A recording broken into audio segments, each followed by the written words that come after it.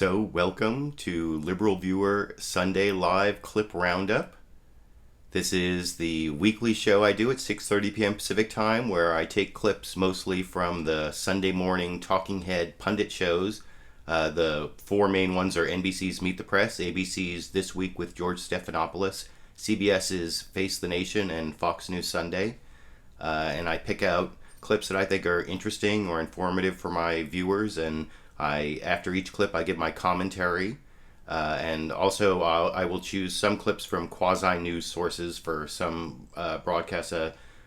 For tonight's broadcast, I'm going to do a couple clips from Bill Maher on HBO's Real Time with Bill Maher, the episode from last Friday night.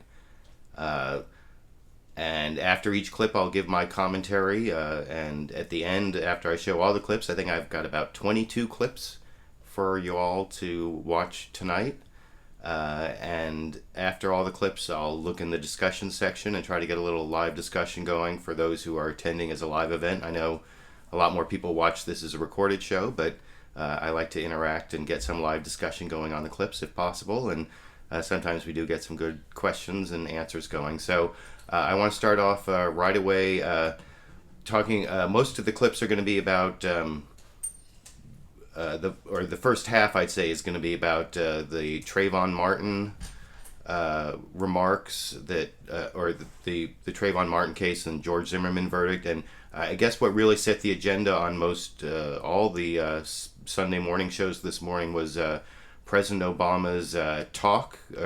He gave remarks about this. You can find them on YouTube. Right below where I'm talking, actually in the video description, I have a link to. It's about 17 and a half minutes. I think they were really good remarks, and most everyone in the media said that they agreed that it was a good interweaving of his personal experiences and his executive authority, and he was speaking, explaining things to white America and also reassuring, African Americans. And I think everyone gave good reviews to those remarks, except on Fox News right afterwards. That's going to be my next video. I just posted a notice over on Facebook that I'm going to make this video, Fox News race baits on Obama Trayvon Martin remarks. And this is from last Friday evening, right after Barack Obama gave those remarks. They said some kind of nasty, dishonest things to try to make it look like that President Obama was race baiting and putting race in there, and I don't think so. Anyway, I want to get right to the clips. The first clip I'm going to start with is actually one from Bill Maher talking about President Obama's remarks on Friday afternoon also. So I'll get right to that in this clip.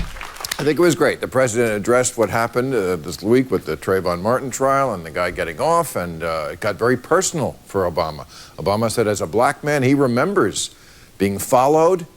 He remembers walking in someplace and women clutching their purses.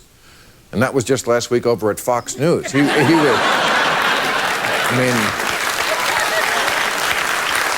no, he is.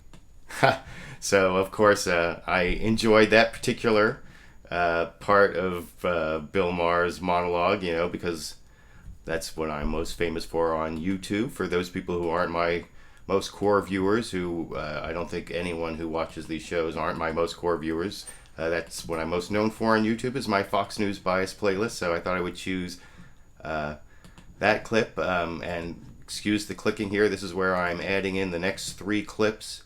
I get to add in 3 clips at a time here, and the first about 10 clips are all reacting pretty much to President Obama's remarks on Friday about the whole Trayvon Martin case and George Zimmerman verdict and all of that. And I wanted to start with something that Tavis Smiley said over on Meet the Press this morning, and I'll show you that clip right here. You were critical of the president. You said on Twitter his comments were as weak as pre-sweetened Kool-Aid. He took too long to show up and express outrage. I appreciate and applaud the fact that the president did finally show up. but this town has been spinning a story that's not altogether true. He did not walk to the podium for an impromptu address to the nation. He was pushed to that podium. A week of protest outside the White House, pressure building on him inside the White House, pushed him to that podium. So I'm glad he finally arrived. But when he left the podium, he still had not answered the most important question, that Kingian question: where do we go from here? That question this morning remains unanswered, at least from the perspective of the president. And the bottom line is, this is not Libya, this is America. On this issue, you cannot lead from behind. What's lacking in this moment is moral leadership. The country is begging for it, they're craving it. And I disagree with the president respectfully that politicians, elected officials, can't occupy this space on race. Lincoln did, Truman did, Johnson did, President Obama did. He's the right person in the right place at the right time, but he has to step into his moment. I don't want him to be like Bill Clinton when he's out of office, regretting that he didn't move on Rwanda. I don't want the president to look back, David, and realize that he didn't do as much as he could have in this critical moment. So I thought that was a more interesting criticism of President Obama from the left, from the African American community, about him not doing enough.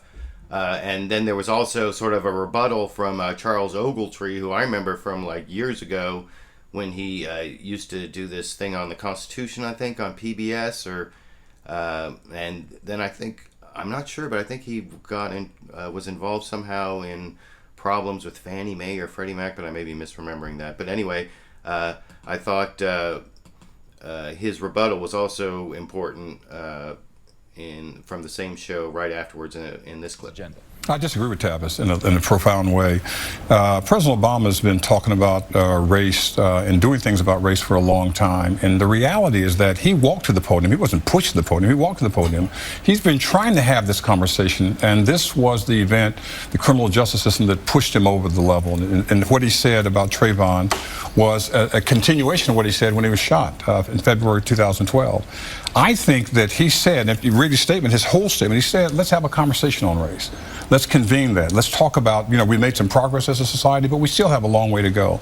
And I think that what he said and what he did and what he represents to us is a sense. People keep making him as if he's the black president. He's the president who happens to be black. And he can do whatever he can do for all of us, but not simply focus on one community or one issue. So that's kind of the rebuttal to what Tavis Smiley was saying. That's more of a defense of President Obama. And so I thought that was important to play. And there was actually one more thing that Tavis Smiley said in that program I thought was kind of an indictment of the NRA or hypocrisy on the part of the NRA. I thought was, I know I have a lot of gun rights enthusiasts amongst my viewers, or that's a significant portion of my viewership. I don't know if those viewers come over and watch my Fox News, my LiberalViewer Sunday live clip roundup. But for those people who are gun enthusiasts, I thought that Tavis Smiley made an interesting argument about the Trayvon Martin, George Zimmerman case in this clip. Just Mark mentioned the NRA. The hypocrisy of the NRA is on full display here. We have not as yet heard, and I predict that you will never hear the NRA say that if Trayvon Martin had had a gun, he'd still be alive. Number one, they haven't said it as yet, Tree. Well, because they haven't said it yet. They haven't said that. Let's put that out then. So that's a kind of interesting point. I'm going to get more to sort of the gun rights and the stand your ground issue in some later clips I have here. And let's see, that was 3 clips, so excuse the clicking again. I have to add in a few more, the next 3 clips here. The next one is actually going to be about federal charges and about the federal investigation. Eric Holder right now is supposedly doing this investigation as to whether George Zimmerman should be charged with civil rights violations so that there'd be a federal criminal prosecution because he was acquitted of state charges. And my opinion on that is that that's not going to happen. They're going to investigate for a while and then close it and say they can't really file any federal criminal charges. I mean, what they would have to prove there would be too high a burden after what happened, especially in the state trial, that they got a not guilty verdict there. I think that if they actually decided to go ahead with federal criminal charges, it would be kind of a long journey to another not guilty verdict, and I don't think anyone really wants to be responsible for that. So on the point of, and I'm sorry, I'm just adding in the next few clips here, and as I said, the first one I wanted to show you was the one about how in President Obama's remarks on Friday afternoon, he was kind of lowering expectations about whether there were going to be any federal charges. He actually specifically said, if you watch the whole 17.5-minute remarks, he was explicitly said he was trying to lower expectations that anything was going to come of that. And you can see George Stephanopoulos and not George Stephanopoulos, David Gregory on Meet the Press, and Charles Ogletree talking about how the president lowered expectations on federal criminal charges in his remarks on Friday in this clip. The Attorney General is looking at this as a potential civil rights violation against George Zimmerman. I heard the president, to me, sort of lower expectations for that being made. Why? On what basis? The reality is that this is not a federal issue. It's a state issue. And states have moved forward and talking about stand your ground on a lot of other issues as well. And I think he's saying the federal government can't do anything. We can be behind that. Rodney King, it was the state that started, didn't do well, and then the federal government came in. And a lot of these cases of people being assassinated, people being killed, being beaten, the federal government is there and responsive to that, but not the one who... And I think Dave... So I think that that's right, that there aren't going to be any federal criminal charges filed in this case, but that doesn't mean that there's not going to be any kind of federal response or any response from the Obama administration. I think that if you go back and watch those remarks, there are things he's going to do. And one thing I thought was interesting, there was Michael Sherer, who is the new Washington bureau chief for Time magazine, talked about something he learned from President Obama right after the 2012 election about what his priorities are for his second term, and that kind of relate to this whole thing, and what I think is really going to be what the Obama administration does as next steps in this in the aftermath of the Trayvon Martin, George Zimmerman case, and you can see that in this clip. It's one of the most interesting storylines here about Obama. He got into politics because he wanted to address these issues. He was actually very effective in 2008 in addressing these issues during the campaign, and since he's been president, he hasn't been, because every time he speaks, he becomes more divisive. He tends to muddy the conversation. When I talked to him after the election in 2012, he said that one of the things he had written down on his yellow notepad of what he wanted to do in the second term was criminal justice reform, which was surprising because he hadn't talked about it during the campaign. But he still thinks very much about these issues. He's just very aware of his own limits in pushing the national conversation forward. And I think you saw him coming out Friday saying enough is enough. I'm not going to stay quiet on this because my advisors are warning me that maybe there's political downside to doing this. And so that's kind of an interesting bit of reporting. That was from Face the Nation. I switched over to Face the Nation on that clip, but also on the same subject. As I was saying, that the president's remarks on Friday evening were pretty much set the agenda for all the Sunday morning shows this morning. And then on the whole criminal justice issue, Gwen Ifill, who was also on Face the Nation, added in something about the priorities of Attorney General Eric Holder, and you can see that in this clip. I think we're going to hear more from this. When you talk about criminal justice reform, he is in lockstep with his Attorney General, who also feels strongly, who also came out and spoke to two large black audiences, one in Orlando, not far from Sanford, Florida, at NAACP this week. And they believe that this is the beginning, because the bottom line for them, I had a fairly senior White House official say to me that they are convinced that if Trayvon Martin were white, he would be alive today. You know, the part that And that's the other issue that President Obama raised, and it kind of comes up with the issue of the stand your ground laws, and that's the, hold on, excuse the clicking again, I'm going to have to add in the next 3 clips here. But the first one, and actually one of them is going to be a graphic, because the first clip is talking about the application of the stand your ground law to this case, and I've heard a lot of misinformation on that, and I uploaded a video on the night of the verdict that's gotten over 60,000 views, and I think it's getting around 6,000 comments, and a lot of people are talking about stand your ground in the comments, and first people say that stand your ground played no role in the case, and that's not exactly true. It wasn't really argued, but it was in the jury instructions, and it was, of course, mentioned by the infamous juror B37 as a reason for George Zimmerman's acquittal. And one of the things they talked about, and I think that's also relevant to the whole issue of what the response of the Obama administration is going to be, because that's one of the things Eric Holder talked about at the NAACP convention this last week, was challenging these stand your ground laws, and that was also talked about on this week with George Stephanopoulos.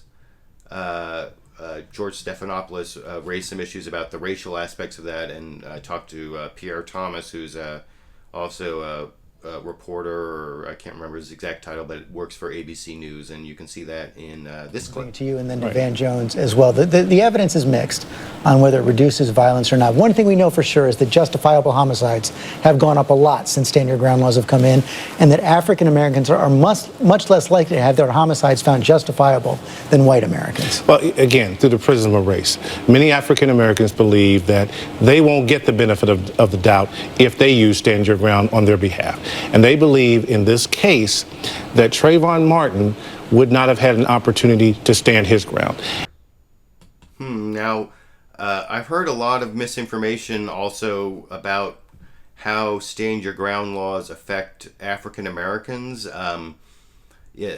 especially from conservatives who are trying to say, oh, well, in Florida, African Americans avail themselves of the protections of stand your ground laws out of proportion to their percentage of the population, and that's true. But that what is important isn't so much the race of the shooter, but the race of the victim, and also whether it's an interracial crime. I wanted to show you all this amazing chart from PBS's Frontline, and you can see it here. This the zero line is how often homicides are found justifiable under stand your ground laws for white-on-white crimes or white-on-white shootings.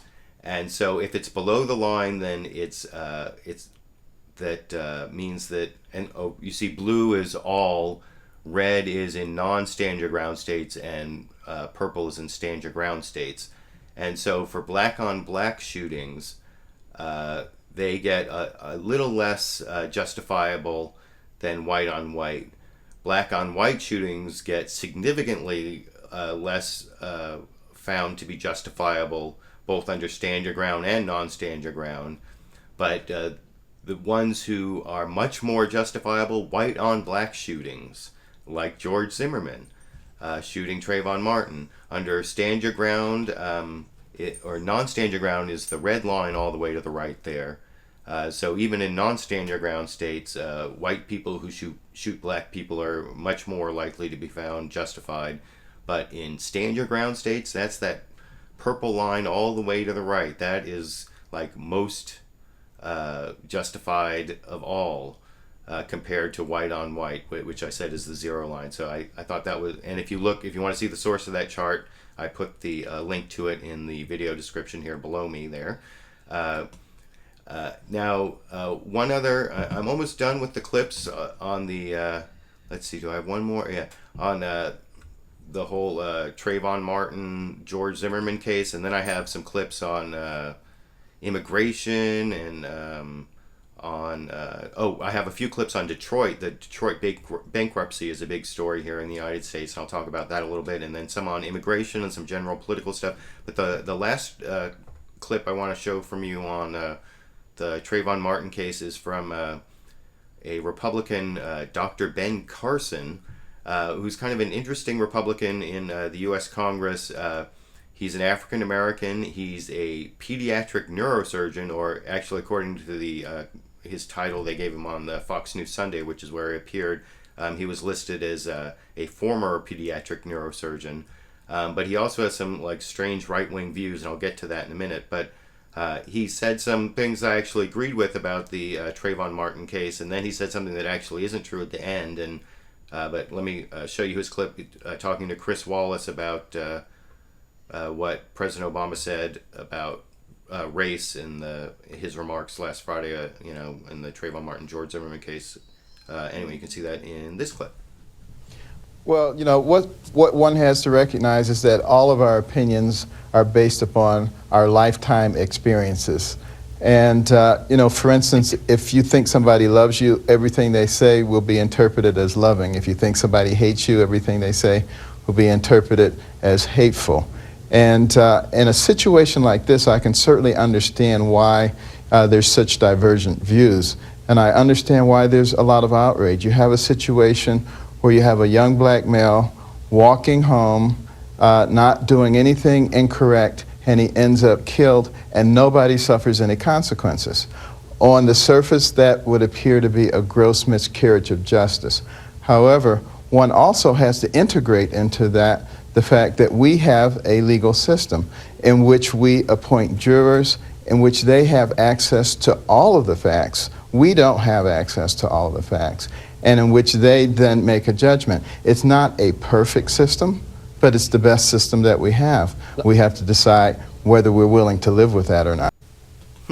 So I actually agreed with a lot of what that Republican Tea Party favorite Dr. Ben Carson was saying there about how people approach these types of cases from their own perspective, and he was doing really well up until that last part where he said something about how the jurors got to see all the facts and we didn't get to see all the facts. Now, if for those people who didn't watch all the trial coverage, that would be true, that the jurors probably saw more facts than you did. But if you were like a big political junkie and you watched all the trial coverage, you could actually learn more facts than the jurors, because in a trial there are these things called motions in limine, and they made a bunch of them in this case where they said that that they make it so that the jurors can't learn information, and a lot of stuff was kept out that if you were reading about it in the media, you could learn. So what the Republican Dr. Ben Carson, Republican Congressman Dr. Ben Carson said there about the jurors knew more than we do, that's not really true. And actually it leads to kind of a amusing clip from Real Time with Bill Maher. There's the other clip I wanted to play from Friday's episode of Real Time with Bill Maher, and I'm just adding that in here, if you excuse the clicking. He was talking about brilliant, stupid people, some really smart people who also believed in some really stupid things, and he talked about this neurosurgeon who wrote this book. I can't remember, something with heaven in the title. I can't remember the title. I apologize for that. But it was a neurosurgeon who was in a coma and thought he went to heaven or experienced something, and Bill Maher went into this whole thing about he was actually just tripping on the coma drugs and he didn't really experience anything. And then he made the segue to Dr. Ben Carson as another smart person who is really stupid in some way. And I wanted to show you that clip here.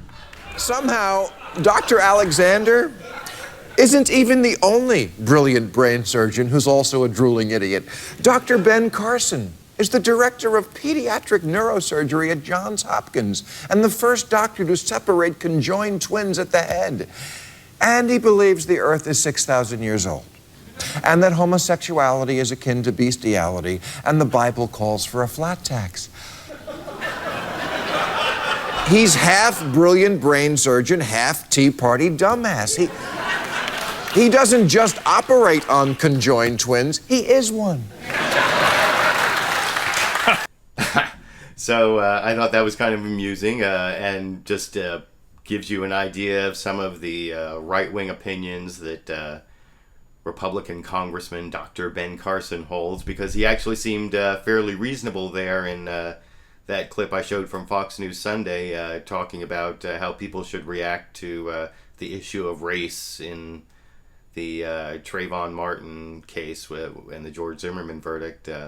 He'd said that one incorrect, factually incorrect thing about what jurors know, but he didn't seem that unreasonable, so I wanted to make sure that everybody saw that clip. Now, I also want to show a few clips about the bankruptcy in Detroit. For those who don't know, the city of Detroit in the United States declared bankruptcy this last week. It was put on hold by a judge because it violates the Michigan Constitution, which says you can't diminish the pension of a public employee or something like that. And but Detroit owes like $18 billion, and the reason, one thing I saw an interesting debate. It was mostly on Meet the Press about what was the cause of the fall of Detroit, basically. And I want to first show you a clip from on Meet. I think it was Meet the Press. Jennifer Granholm, who used to be governor of Michigan, so she kind of knows what she's talking about here. And she kind of she blames deindustrialization, as you can see in this clip. The city of Detroit is the poster child for the deindustrialization of America, David. Since 1950, which was the heyday of Detroit's burgeoning auto industry, there were almost 300,000 automotive or manufacturing jobs in the city. 300,000. Today, it's 27,000. That's a 90% decline in good-paying manufacturing jobs. So the real question is not just about tearing down blight. It's what are we going to do as a nation to create good-paying, middle-class jobs in a country that has a policy of being completely hands-off with the economy. We have to have a manufacturing policy, an advanced manufacturing policy, and give the ability for states to develop clusters that will help them compete.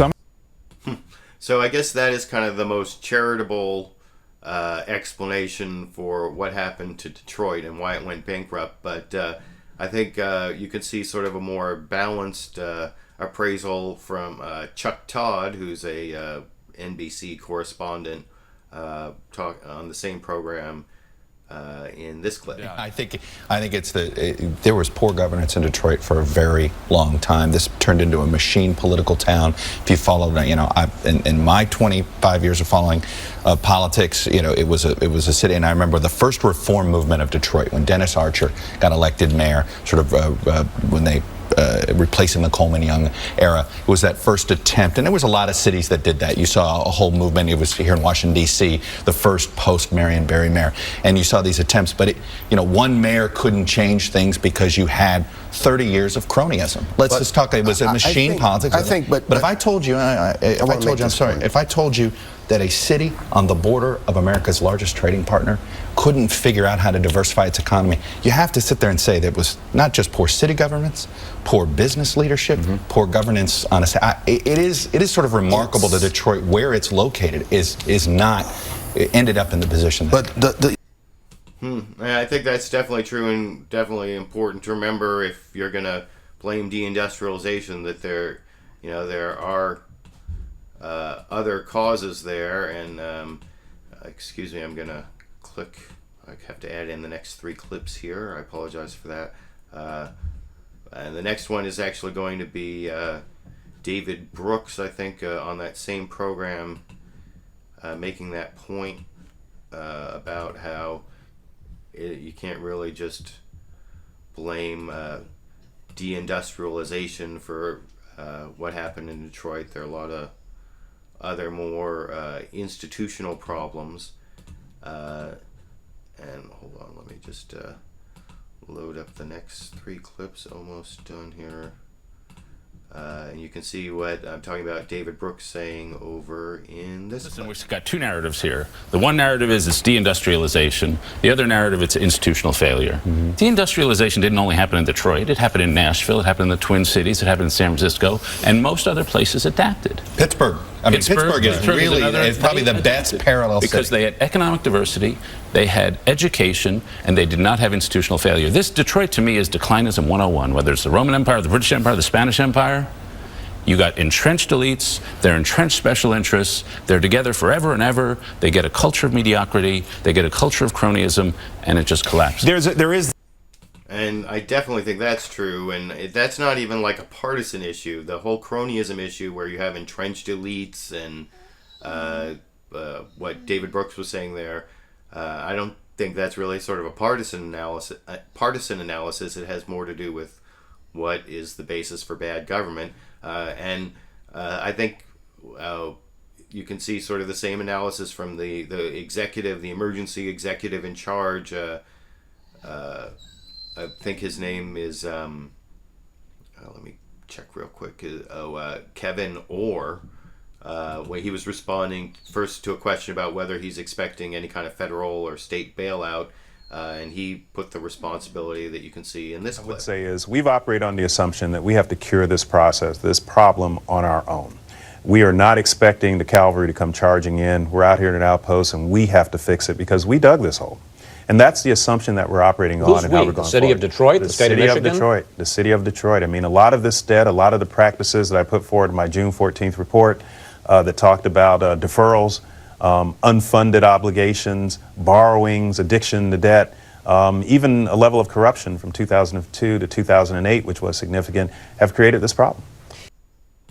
And so, I think that, like I said, I think between those clips I just showed you, I think you can see what is the cause of the problems in Detroit. There is deindustrialization is obviously a factor, but the poor government, poor business decisions, there's a lot of blame to go around for what's happening in Detroit and the bankruptcy. So those are the clips I wanted to show you on that. I also wanted to show you the interview, a couple clips from the interview of JohnBoehner, the Speaker of the House, the Republican Speaker of the House, gave an interview to Bob Sherer this morning on Face the Nation.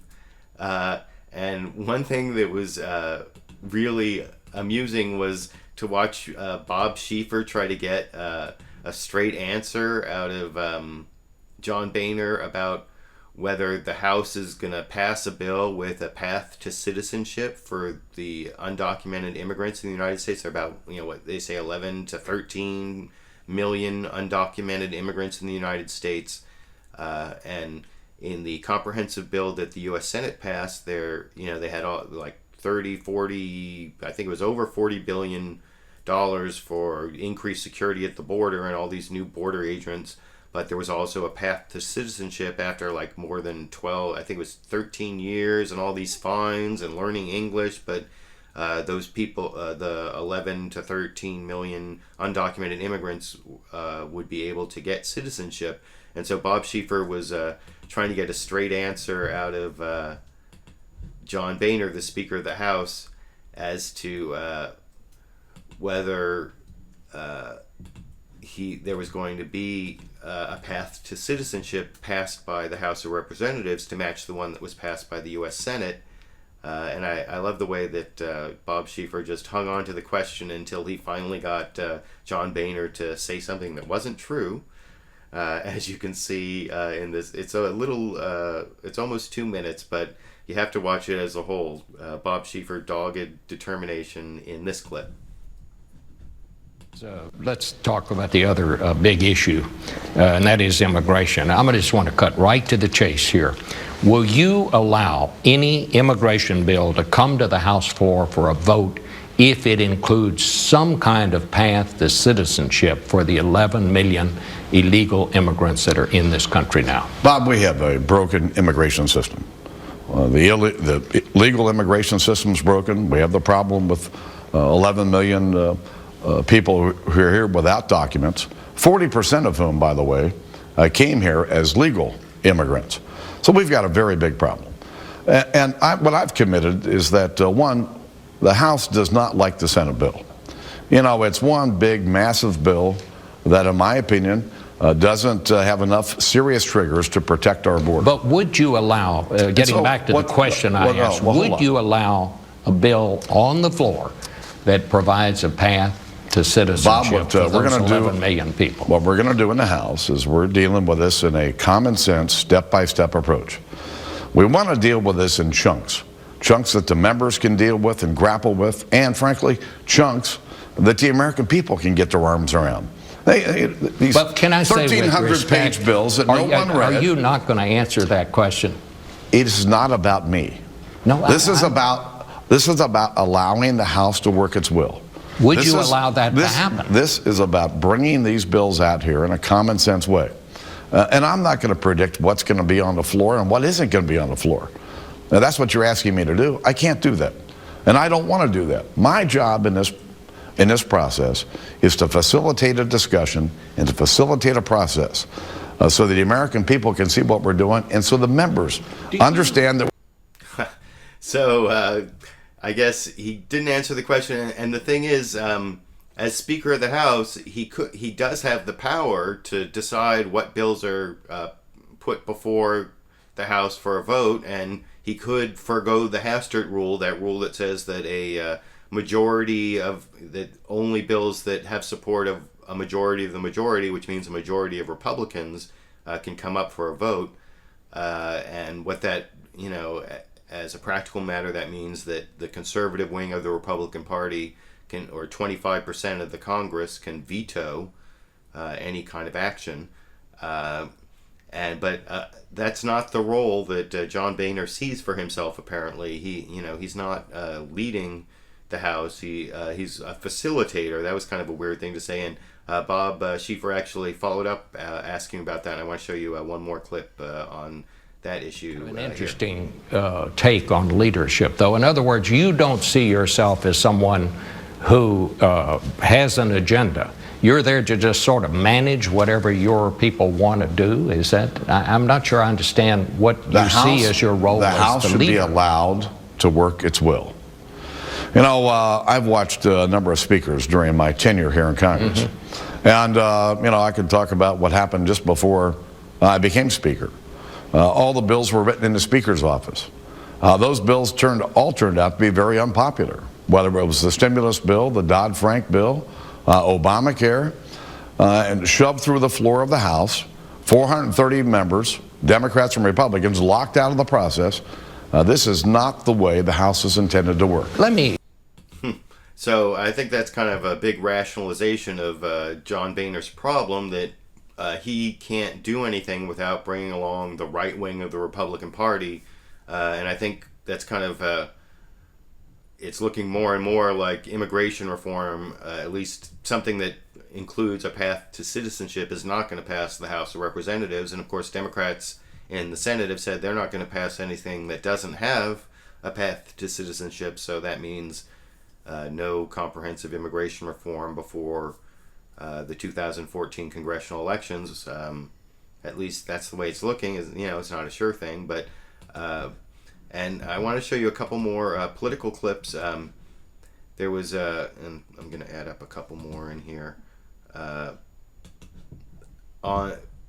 think Obamacare is also going to be an issue.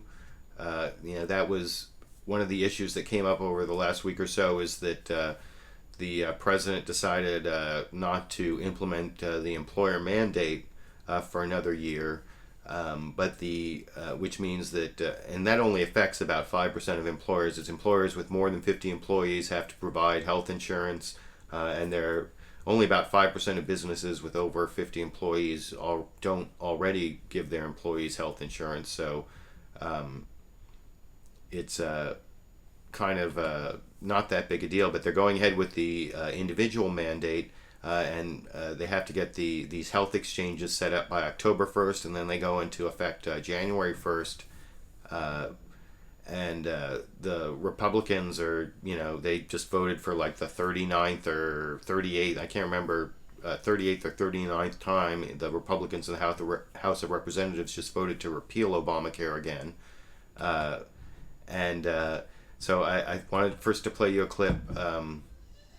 Sorry, let me just add in the third clip here. The first one is John Dickerson over on Face the Nation. He's like the CBS political director, talking about his inside information from his talking to the Obama administration about what is really a top priority for them.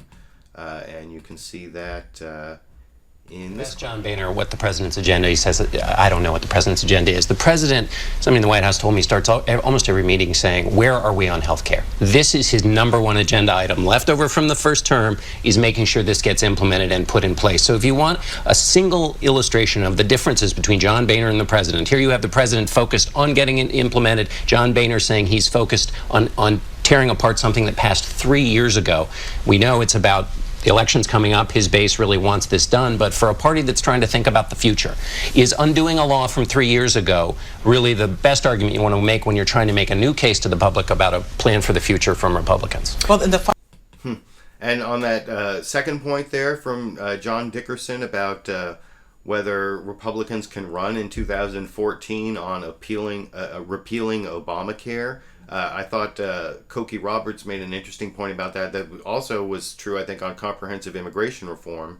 And I wanted to show you that in this clip. Democrats and Republicans. They're in a position to retake the Senate. The Republicans are a very good position, but they can't run on nothing as incumbent Republicans. And the country is so mad at the Congress right now, and they're madder at Republicans than Democrats, according to the polls. But so they really do have to have something point, that they which can. I disagree on part of it. I think.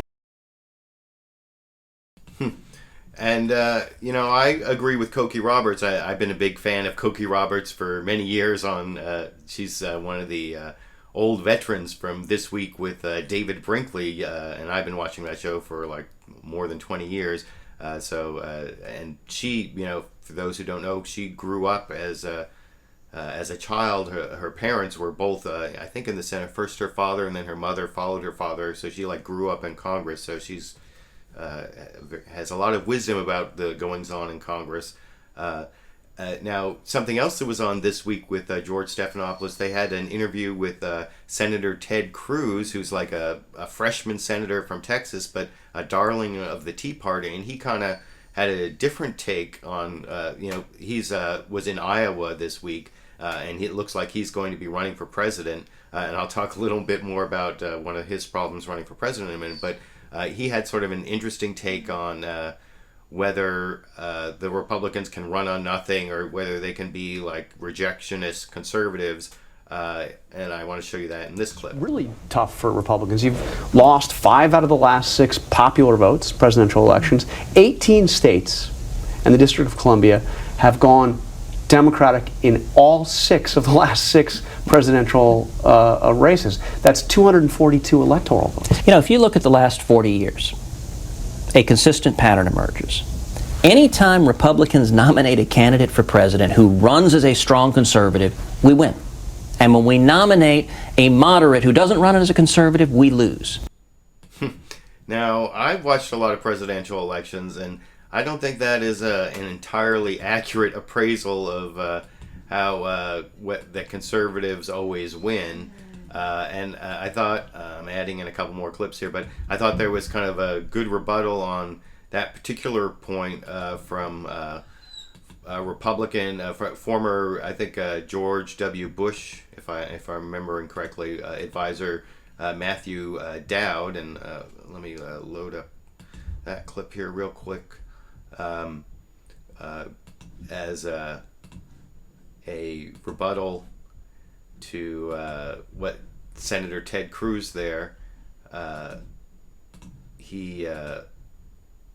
think he pegged more what was the successful strategy for both Republican and Democratic candidates in this clip. As he mentioned, like Republicans win when they're run as conservatives. Actually, if you think about when people win for president, what they are, they can be a certain ideology. They could be more liberal, like Barack Obama or more conservative like George Bush or Ronald Reagan, but they always know how to speak to the middle. And I have not seen any evidence that Ted Cruz really knows how to speak to the middle of the country. You have to be able to speak to the middle of the country in order to get elected. Dana, you're nodding. And that, I think, is the real successful recipe for a presidential candidate, whether from the left or the right. I definitely agree with Matthew Dowd. And there was one interesting question that Ted Cruz answered on This Week with George Stephanopoulos about his possible plan. You know, he didn't say he was running for president. Of course, they never say they're going to. But the thing is, Ted Cruz was actually...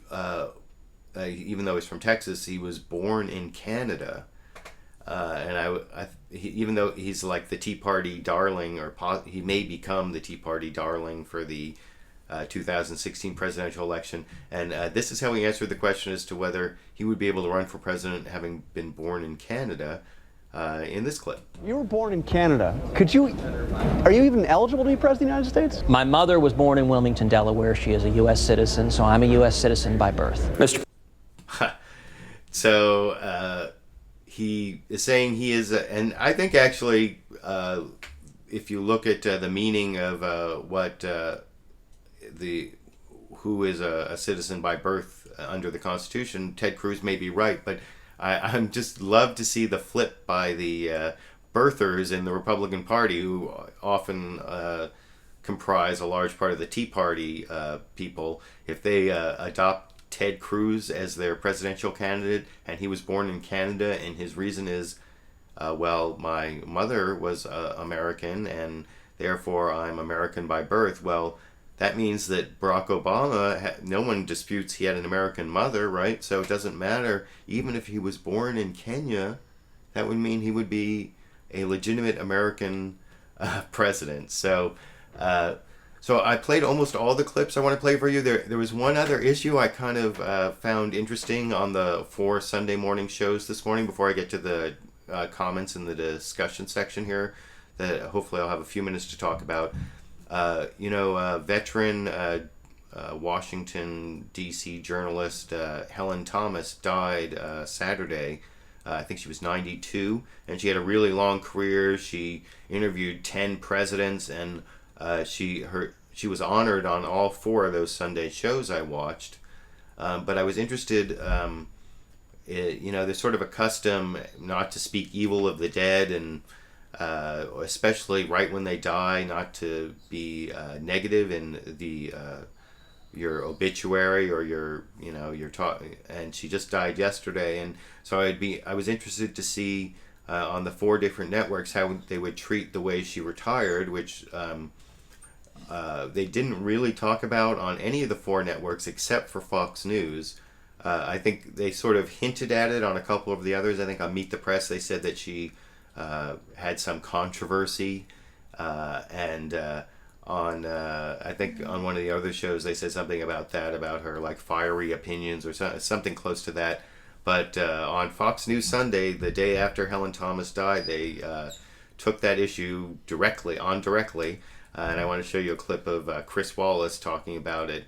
And this was the only Sunday show they did this on, as you can see here. I think we should point out, it's part of the story, that in 2010, Helen's career ended somewhat ignominiously when she was asked by a rabbi outside the White House what she would say about the situation in Israel. And she said they should get the hell out of Palestine, and that was her quote, and go back to Germany or Poland or wherever they came from.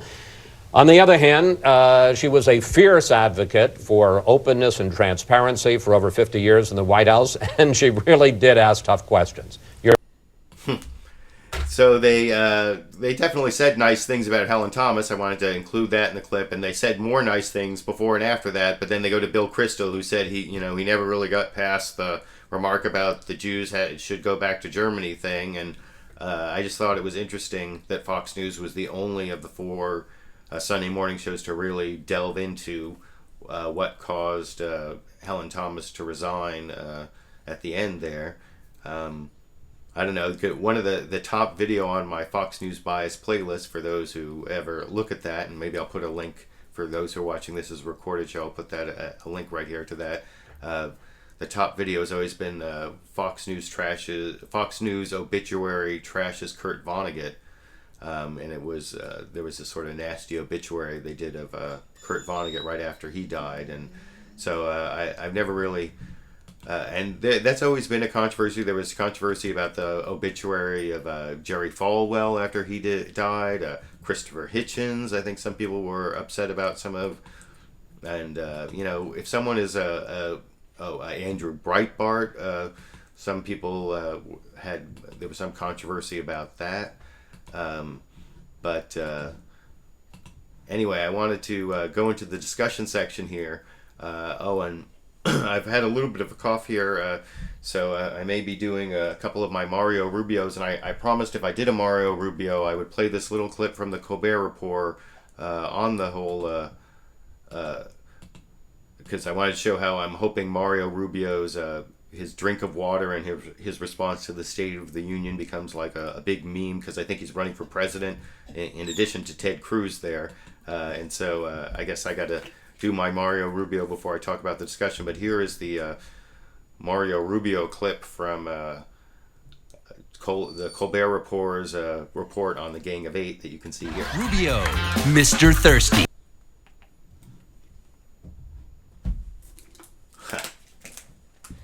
So that was, I like that. Wait, let me see if I can play it one more time here, because I missed it. I didn't have my earpiece in. Rubio, Mr. Thirsty. Okay, I got to see it that time. I hope you enjoyed that, the Mario Rubio, Mr. Thirsty. I got my drink of water. So those are all the clips. Let me take a quick look here in the discussion section. I've had like almost 100 viewers for a lot of the time. Oh, and I've got about 64 comments here. So let me go through a few. It's already been going here for what? It's getting close to 55 minutes, so I want to take a few questions. Okay, let's see. Isn't the honest real? How does that affect the... Let's see. We can see and hear you. Thank you. Okay. Ken Fraser, it's purely insane to hate that speech, but it helps me find out who is going to profile and shoot me and who isn't. I guess that's true, but... and that's true. I can't understand some of the Fox News reaction. I have to say, Chris Wallace later on Friday came onto Fox News and said, Obama wasn't race baiting. How can you say he was race baiting? He was trying to bring us together. But that didn't... I'm going to show you this great thing, dishonesty from Fox News anchor Greg Jarrett, who's also an attorney. And I've shown him being a really big tool of conservative propaganda in previous videos, and this will not be any different. I'll show him saying two completely dishonest things to try to attack President Obama's speech in my upcoming video. And I should probably load that up here, so I'll show that up at the end. Let me see my video idea. I'm gonna... Come on, let me show you. Why is this not working here? Come on, show it. Oh, there it is. That's my video idea. But let me look through the comment section here real quick and answer a couple more comments. Let's see. Will224000 said, it's hard to stand your ground when the attacker is sitting on your chest, pounding you into the ground. Well, you know, that is one version of the events in the confrontation between George Zimmerman and Trayvon Martin. But I don't think it is the only version of events, and the ground pound, there is a witness who says that, but exactly what was going on when George Zimmerman shot Trayvon Martin, I think is somewhat in dispute. And the stand your ground law, actually, as I think I said earlier, it was in the jury instructions. So there, if you read the jury instructions, it says George Zimmerman had the ability to meet force with force and stand his ground, and that I think does apply. However you want to see what happened, you know, even if you would think that Trayvon Martin was on top at some point. So, and that's only one possible version of events. Let me see here, a few more. Let's see, I've got a couple more people posting comments. A lot of them are from the same people, which I don't mind. I see people who are kind of arguing with each other. which may be my cue to get off the air. But I would also, like I said, I recommend to everybody that they watch the Obama remarks that are about 17 and a half minutes long. Come on, I don't know why I can't. Oh, there it is. And I'm going, I think it's really worth watching, and I'll put a video, you can see right below the video here, there's a link to it. If you haven't seen it right after this video ends, which will be in just a minute, you should watch that. And my upcoming video is going to be a comment on the inappropriate Fox News reaction to those remarks. So thank you all for joining me. I'm glad to see over 100 people at the peak were watching today, and it's been almost an hour, and it's time for me to move on and get to dinner. And thank you. Watch for my upcoming video. Have a good rest of your weekend, or for those of you, my European viewers, good start of your Monday, and see you around on